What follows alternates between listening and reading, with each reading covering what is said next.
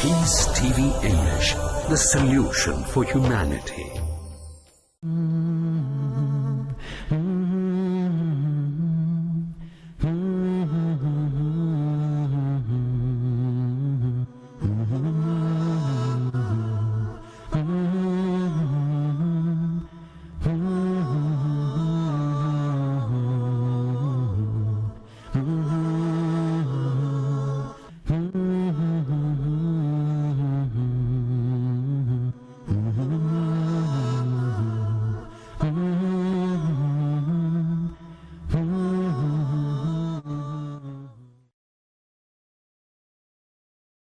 بسم الله الرحمن الرحيم. الحمد لله رب العالمين، صلى الله وسلم وبارك على عبده ورسوله نبينا محمد وعلى آله وصحبه أجمعين. السلام عليكم ورحمة الله وبركاته. Now the set is ready, and it's ready for the battle that was described by Allah in the Quran to be the day of Furqan, the divider between truth and falsehood, between right and evil. The companions of the Prophet ﷺ were 313 in number, with almost no armor, few swords and few spears, but with hearts filled with belief and love of this religion, with hearts eager to die at the side of Allah, because they know that whoever dies at the side of Allah will enter heaven. So it's a shortcut for those who want to save time and effort, who are afraid of what might happen in the future. They went to the Battle of Badr after being oppressed for so many years, after being deprived of their property and wealth, after being separated from their loved ones. It is enough that a person is kicked out of his country that he loves, in the country that he was born and raised in, just simply because of his beliefs. Exiled in a way. Yes, in a very bad way. And even if they were exiled and left alone, that would have been an acceptable thing. But they would not leave them alone. So they were there to fight for justice and for themselves. They're there to spare their lives, or to give their lives to Allah the Almighty, so that He would be pleased with them. And on the other hand, there was the mushrikun, the polytheists, the idol worshippers, who came with full armor and equipped with the latest weaponry available, 3 times in number. They had knights, they had soldiers, they had camels with them, and they did not come alone. They came even with their women and maids, so that they would party and sing and celebrate their so-claimed victory. So, on one hand, you had people that had nothing to lose. And on the contrary, they sought to die in the cause of Allah Azza wa Jal.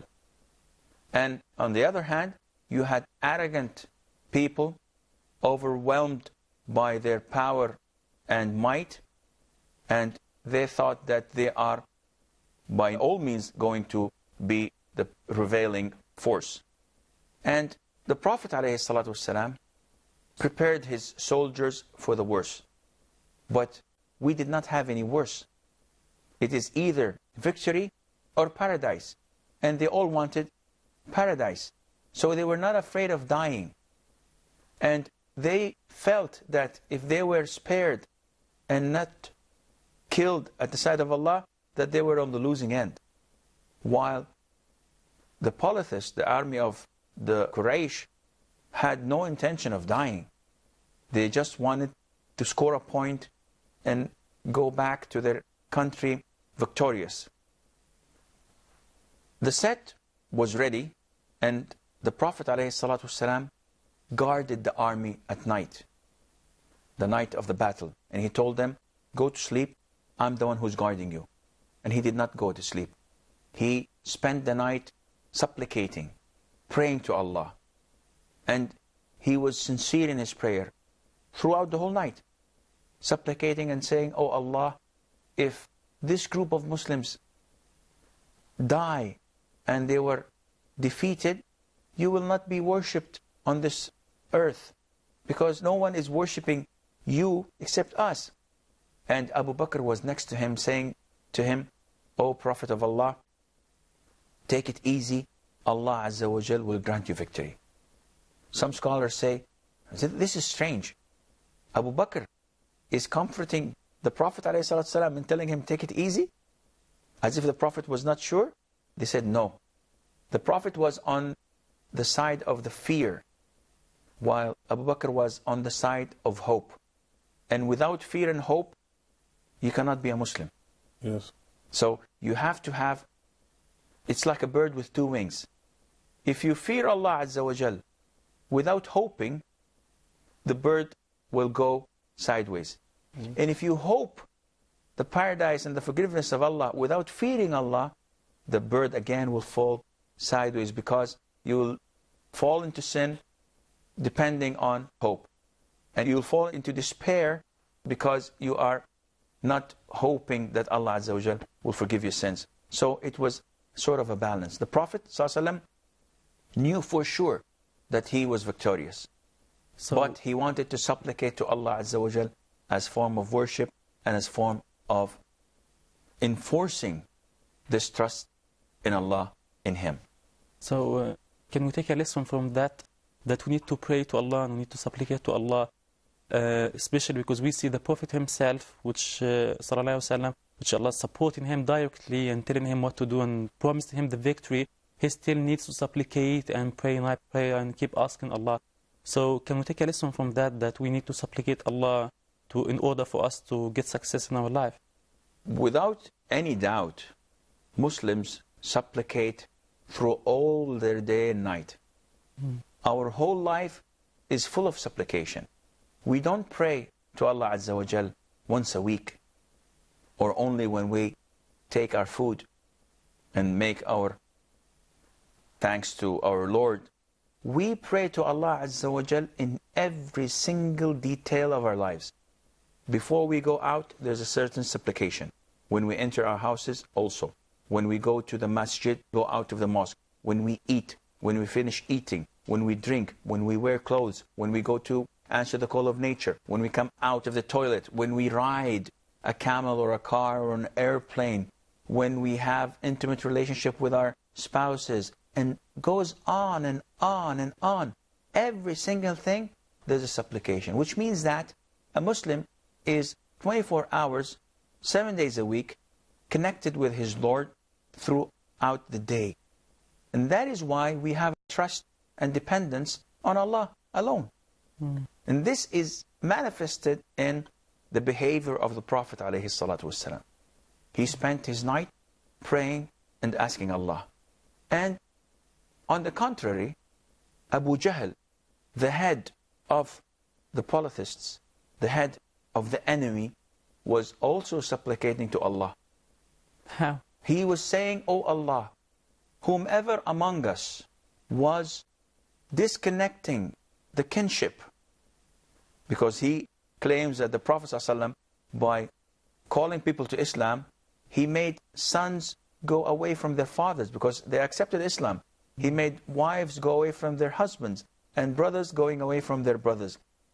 So he said, "O Allah, whomever disconnected the kinship among us, and whoever brought new things to us that we did not know of, O Allah, I pray to you that you kill him this morning or this day." The guy was supplicating on himself.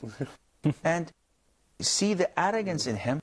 Now, we mentioned earlier that he knew that the Prophet ﷺ was the messenger of Allah. So did he forget then? No, he did not forget. But as mentioned in the Quran, that they knew it but they hid it. Yes. They could not show it out. Which is arrogance also. It's complete arrogance. And that is why in one incident, when one of his companions told him, do you know that he's a liar? Muhammad is a liar. He said, by the God, no, he's not a liar. He is saying the truth. So he told him, Abu Jahl, if he's saying the truth, why aren't you following him? He said, well, since the beginning of time, Banu Hashim and Banu Umayyah, we were all competing in showing off. Whenever they fed the pilgrims, we fed them. Whenever they gave them water, we gave them. Whenever they did something that was good, we did a similar thing. As if we were racehorses. Until one of them came up and said, well, among us there's a messenger. How can we compete with that? Yes. If they have revelation coming to them from the heavens, we can no way compete with that. So, by Allah, I will never follow him or believe him. He knew deep down inside. And I swear by Allah, many non-Muslims worldwide, even the leaders of non-Muslim countries, know that Islam is the right and true religion of Allah. But they conceal this fact. They hide it from the people and they act against it because of arrogance. I believe that we have a short break. Stay tuned and inshallah we will be right back.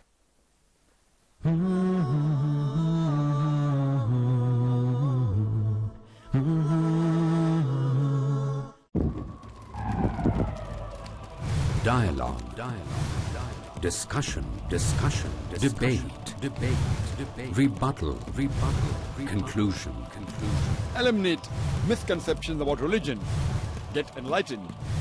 Witness Dr. Zakir Naik in a battle of words in Crossfire every Saturday at 8:30 p.m. and repeat telecast at 12:30 p.m. UK on Peace TV. The night of decree is better than 1,000 months. The benefits of worship and the vigil in the night of power. Ramadan, which is the topic of the show. Do you have any advice for our viewers? Asad Ahmad. Especially in the blessed month of Ramadan. The Ramadan is the reminder of rectifying our behavior. Dr. Ali Shaban. Ramadan is a unique opportunity for every Muslim. And the reasons behind this revelation and its power emphasized as the human heart transcends towards godly glory. If you apply Ramadan to the rest of the year, Tariq Ali. Surely you are going to be much better in all fields, all aspects. And the gratitude of the soul reaches out to worship the Almighty One on this esteemed night. Just to stick more and more all the time to the Holy Quran. Dr. Muhammad Ibrahim. This is my advice to all my Muslim brothers. Let's strive to seek the night of power and its bliss in Blessed Nights every Friday at 4:30 p.m. and repeat telecast at 3:30 a.m. UK on Peace TV.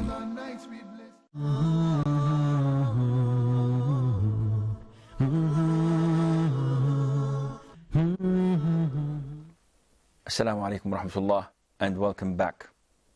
Now, the battlefield is set and ready. And as the Prophet ﷺ was getting ready to fight, he was caught up by one of the polytheists from Medina. And this man told him that he wanted to join the Muslims in fighting the people of Quraysh.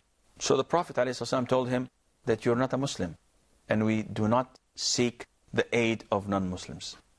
Which tells us that Muslims should unite and they should not accept non-Muslims to fight with them. Because this is an Islamic cause, it should be purely Islamic. The man insisted and the Prophet rejected ﷺ. Then he embraced Islam and he fought with the Muslims and he died a martyr, not even prostrating one single prostration to Allah. Because he died immediately afterwards. Now, the Prophet ﷺ did not have any supporters. He did not have any backup. He did not have anything except these 313 men. While the mushrikun, the polytheists, had all the support they needed with the number and armor they have. And also, as you brought up this in the break, they had Satan's support with them. When they went out of Mecca, they were afraid that they will be attacked by one of the rival tribes as they are away from Mecca. So Satan came to them in the form of a man known as Suraq ibn Malik. And he told them, fear no one. I am your protector. I do have allegiance with this tribe you're afraid of, and I will ask them not to attack you. So he fooled them and deceived them into going into battle. He was encouraging them. He was telling them, have no fear. I'm with you all the way. And just to prove this, I'll be with you throughout the battle. When the two armies met, the Prophet ﷺ gave his instructions to his people. He told them, do not draw your swords. Throw them with arrows when they come close to you. And then when they're too close, draw your swords. Because they are more than you are. So a man-to-man fight would not sound that appealing, because it's 1 to 3.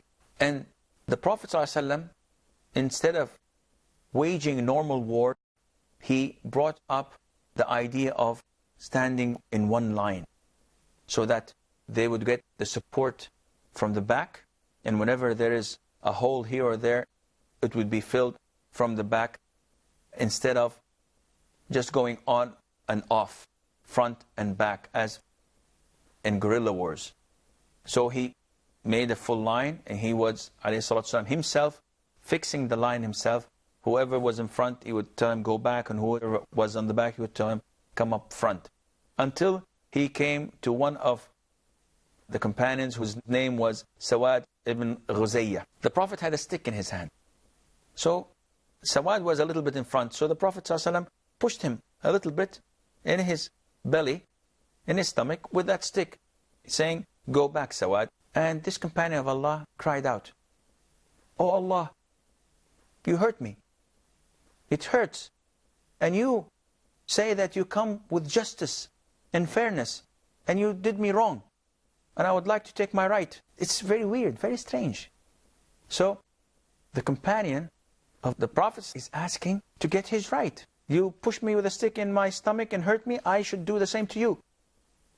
And the Prophet ﷺ did nothing but reveal his stomach, telling Sawad, take what you want. I hurt you, I'm sorry. Now you can hurt me back. So the companion embraced the Prophet ﷺ, put his cheek on his stomach, and kissed the Prophet ﷺ. So the Prophet said, why are you doing this, Sawad? He said, O Prophet of Allah, I know that this is a battle, and this might be my last day.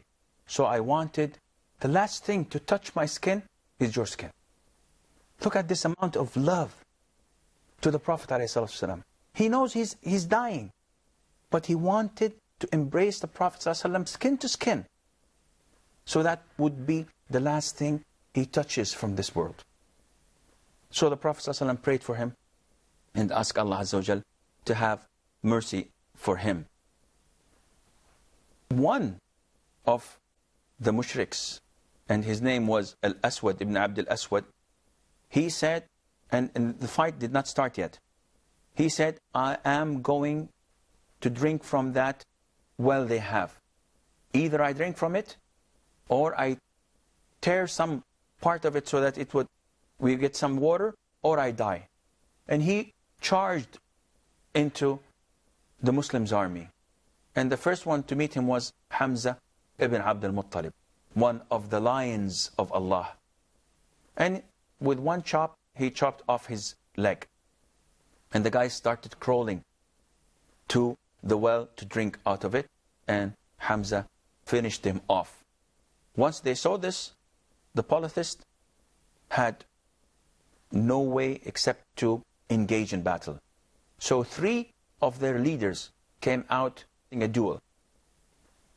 Those were Utbah ibn Rabi'ah, who did not want to fight to begin with, but he was a man of honor and arrogance, unfortunately. Utbah ibn Rabi'ah, his son Al-Walid ibn Utbah, and his brother Shaybah ibn Rabi'ah. 3 of the most prominent people of Mecca. leaders of their tribe. They came, a duel. So 3 of the Ansar, 3 of the people of Medina came out to fight with them. So they apologized. Said, well, the 3 of you are men of honor, but you are from Medina, and we don't want to fight you. We want to fight our rivals. So send 3 of our own people, of our cousins. And 3 came out. They were Hamza ibn Abd al-Muttalib, they were Ali ibn Abi Talib, and Ubaidah ibn al-Harith. Ubaidah was the eldest, so he fought with Utbah. And Hamza and Ali fought with Shaybah and al-Walid. Hamza and Ali were experienced fighters and were lions. They were so strong. It go on for days and days just talking about their strength and bravery. So it was a matter of seconds. And the ones they were fighting with were on the floor dead. Utbah and Ubaidah, they each exchanged blows and they injured one another. And Hamza and Ali went to Utbah and finished him off. They carried their cousin Ubaidah ibn al-Harith back to the Muslim army. He died 5 or 6 days later on with his wounds, a martyr at the side of Allah Azza wa Jal.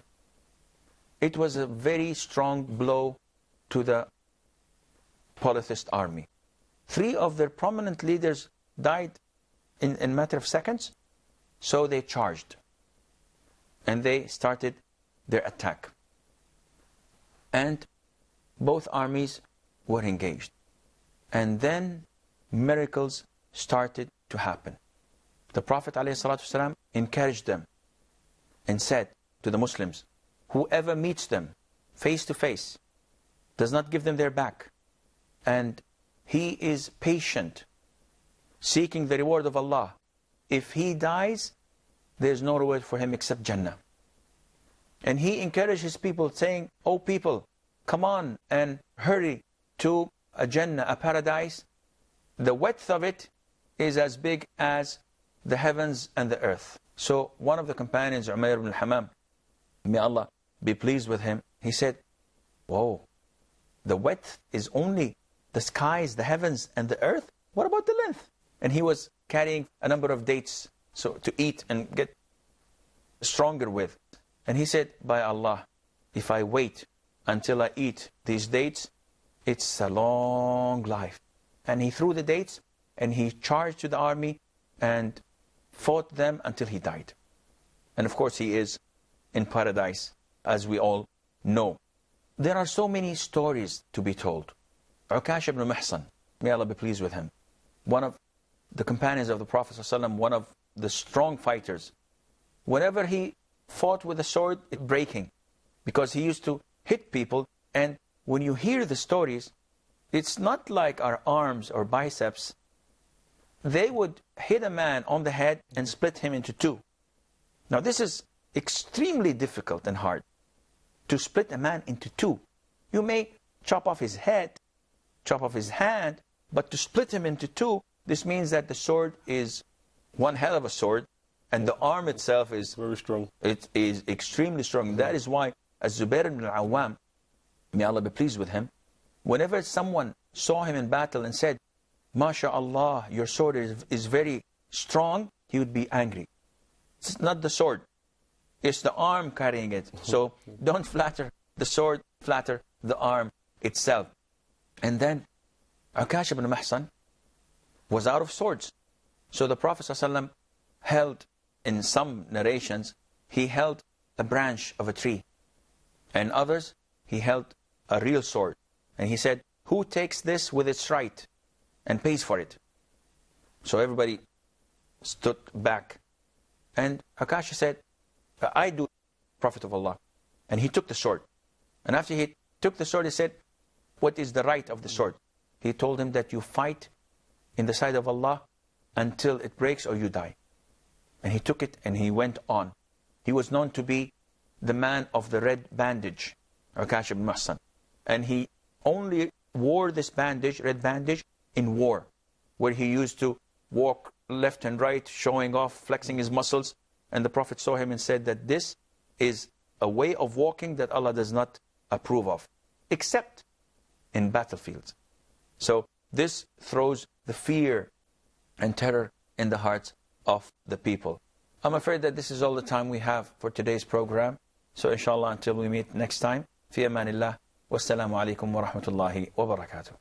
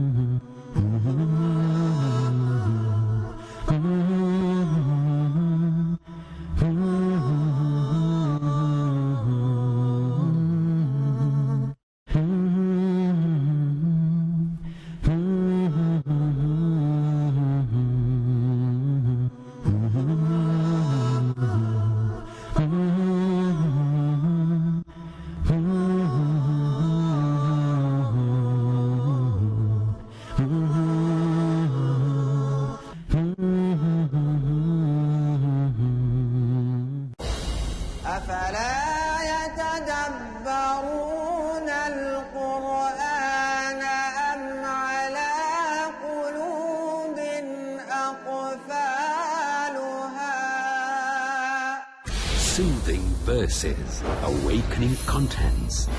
Unlock your hearts. Let us start to reflect and interact with the glorious Quran through simple and interactive grammar exercises. هو هم أنت أنتم أنا نحن. Explore the secrets of success that exist in the blessed lines of the Holy Quran. Using what you recite every day and night, learn 250 words that occur 55,000 times, or 70% words of the Quran. Let's understand the Quran. Let's join Dr. Abdul Aziz Abdul Rahim in Let's Understand the Quran every Saturday at 4 p.m. and repeat telecast at 2:30 a.m. UK on Peace TV.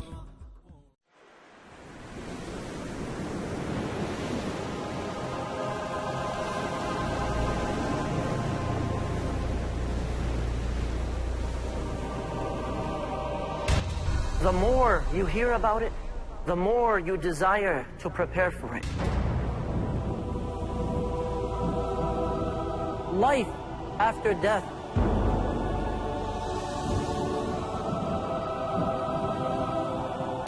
Journey of the soul. The day of resurrection. The torment of the hellfire. The reward of paradise. Stay tuned for a life-changing, heart-softening, spiritually uplifting series about the hereafter exclusively on Peace TV. Know the vivid descriptions of paradise and hellfire from the Quran and authentic ahadith, and acquire life-changing habits to be successful in the hereafter. Every Tuesday at 6 p.m. and repeat telecast at 5:30 a.m. UK on Peace